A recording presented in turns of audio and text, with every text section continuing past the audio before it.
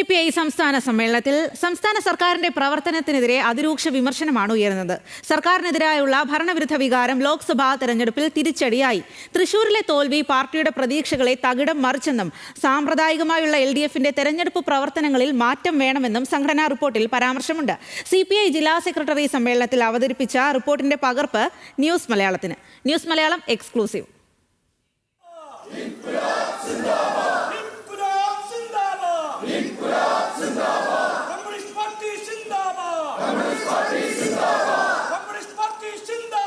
ഇരുപത്തിയഞ്ചാം പാർട്ടി കോൺഗ്രസിന് മുന്നോടിയായുള്ള CPIയുടെ ജില്ലാ സമ്മേളനത്തിന്റെ ഉദ്ഘാടന പ്രസംഗത്തിൽ തൃശൂരിലെ ലോക്സഭാ പരാജയം നെഞ്ചിലേറ്റ മുറിവാണെന്നായിരുന്നു സംസ്ഥാന സെക്രട്ടറി ബിനോയ് വിശ്വത്തിന്റെ പരാമർശം. തോൽവിയെക്കുറിച്ച് പഠിക്കുമെന്നും വീഴ്ചകൾ പരിഹരിക്കുമെന്നും സംസ്ഥാന സെക്രട്ടറി പറഞ്ഞു. നമുക്കൊരു മുറിവുണ്ട് തൃശ്ശൂര്.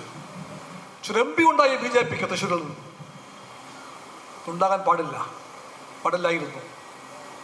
പക്ഷെ കമ്മ്യൂണിസ്റ്റ് പാർട്ടിക്കും LDFനും അറിയാം, നമ്മൾ ഭീരുക്കളെ പോലെയല്ല തോറ്റത്. നാം തോറ്റത് ധീരന്മാരെ പോലെയാണ്. മുറിവുണ്ടായത് നെഞ്ചത്താണ് എന്ന് പറഞ്ഞാൽ ധീരമായി നിൽക്കുമ്പോഴാണ് നെഞ്ചിൽ മുറിവുണ്ടാകുന്നത്. ഉദ്ഘാടനത്തിന് പിന്നാലെ ജില്ലാ സെക്രട്ടറി KK വത്സരാജ് അവതരിപ്പിച്ച റിപ്പോർട്ടിലാണ് സംസ്ഥാന സെക്രട്ടറി പറഞ്ഞതിനപ്പുറം പാർട്ടിക്കും സർക്കാരിനും മുന്നണിക്കുമെതിരെയുള്ള കടുത്ത വിമർശനങ്ങൾ.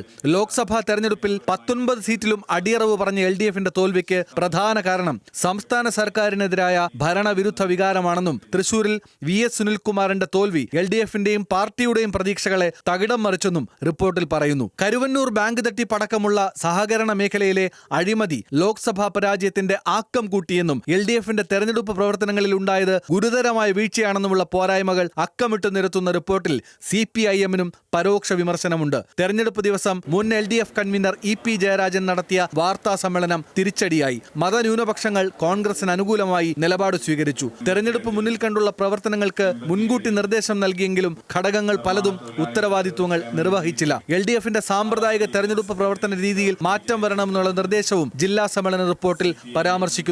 സംഘടനയുടെയും മുന്നണിയുടെയും സർക്കാരിന്റെയും വീഴ്ചകൾ ഓരോന്നായി എണ്ണി പറയുന്ന റിപ്പോർട്ടിൽ പോരായ്മകൾ തിരുത്തണമെന്നും സംസ്ഥാനത്തു തന്നെ ഏറ്റവും ശക്തമായ CPI ജില്ലാ ഘടകത്തിന്റെ പ്രവർത്തനം മെച്ചപ്പെടുത്തണമെന്നും പറയുന്നുണ്ട്. 3 ദിവസങ്ങളിലായി ഇരിങ്ങാലക്കുടയിൽ നടക്കുന്ന സമ്മേളനത്തിൽ ജില്ലയിലെ 395 പ്രതിനിധികളാണ് പങ്കെടുക്കുന്നത്. ലെവിൻ K. വിജയൻ, ന്യൂസ് മലയാളം, തൃശൂർ.